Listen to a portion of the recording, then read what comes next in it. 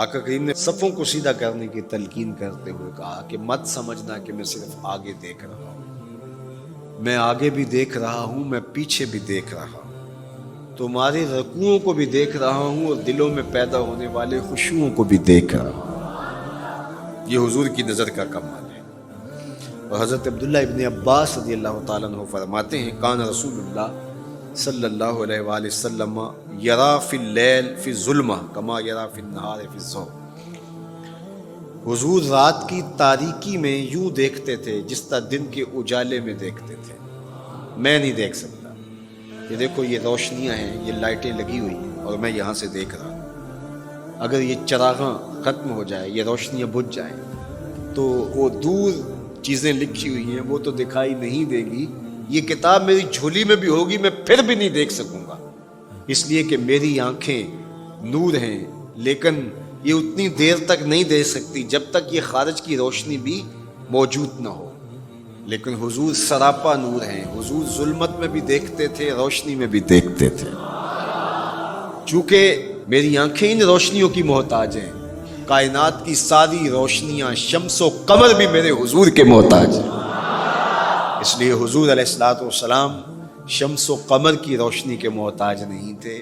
حضور کی مبارک آنکھیں جو ہیں وہ اندھیرے میں بھی دیکھتی تھی اور حضور کی آنکھیں روشنی میں بھی دیکھتی تھی۔ آقا کریم علیہ السلام نے ایک موقع پہ ارشاد فرمایا وَإِنَّ مَوْعَدَكُمُ الْحَوْض وَإِنِّي لَأَنظُرُ إِلَيْهِ مِن مَقَامِي هَذَا، بخاری مسلم باقی کتب حدیث میں موجود ہے۔ فرمایا کہ تمہارا جو حوض کوثر پر وعدہ ہے جہاں میں تمہیں جام بھر بھر کے دوں گا، فرمایا میں یہاں کھڑا ہوں اور یہاں کھڑے ہو کے اس کو دیکھ رہا ہوں۔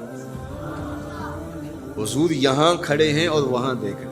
ایک دن حضور صلاۃ الاستسقاء پڑھا رہے تھے، جب بارش نہ ہو رہی ہو تو اس کی جو نماز پڑھائی جاتی ہے اللہ کے حضور دعا کرنے کے لیے تو اس کو صلاۃ الاستسقاء کہا جاتا ہے۔ ام المومنین سیدہ عائشہ رضی اللہ تعالیٰ عنہ سے مروی ہے۔ تو نماز پڑھاتے پڑھاتے حضور نے ہاتھ آگے کیا پھر پیچھے کھینچ لیا، تو عمومی طور پہ ایسا نہیں ہوتا۔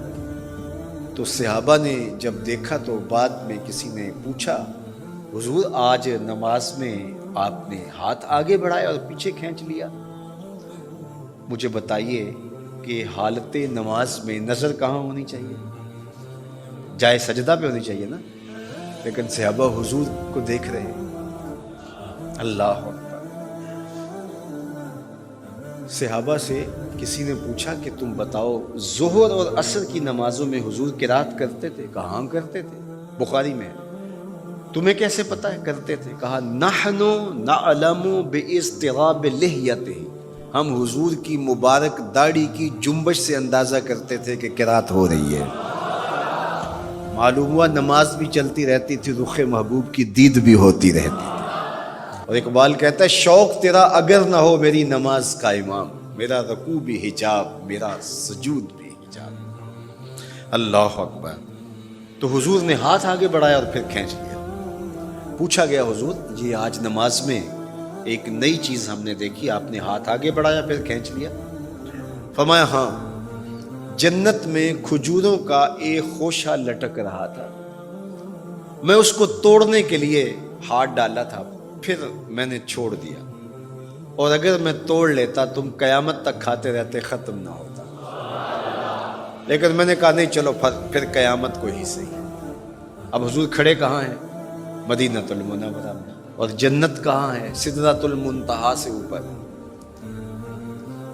سر پٹ گھوڑا دوڑے اور تیز رفتار گھوڑا، تازی گھوڑا، 500 سال دوڑنے کے بعد پہلے آسمان تک پہنچے، پھر اتنی موٹائی آسمان، پھر دوسرا آسمان، پھر تیسرا آسمان، درمیان میں پھر خلائیں بھی، پھر وہاں سے 7 آسمانوں کے بعد کہیں سدرۃ المنتہا۔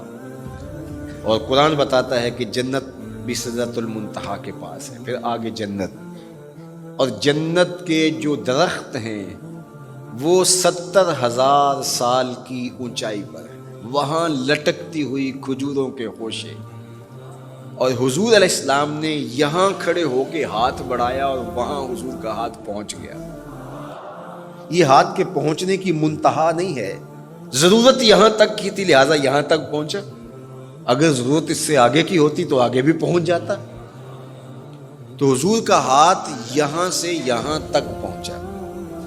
یہ حدیث پاک میں میں اور آپ ہاتھ اٹھائیں تو ہمارا ہاتھ کہاں تک پہنچتا ہے؟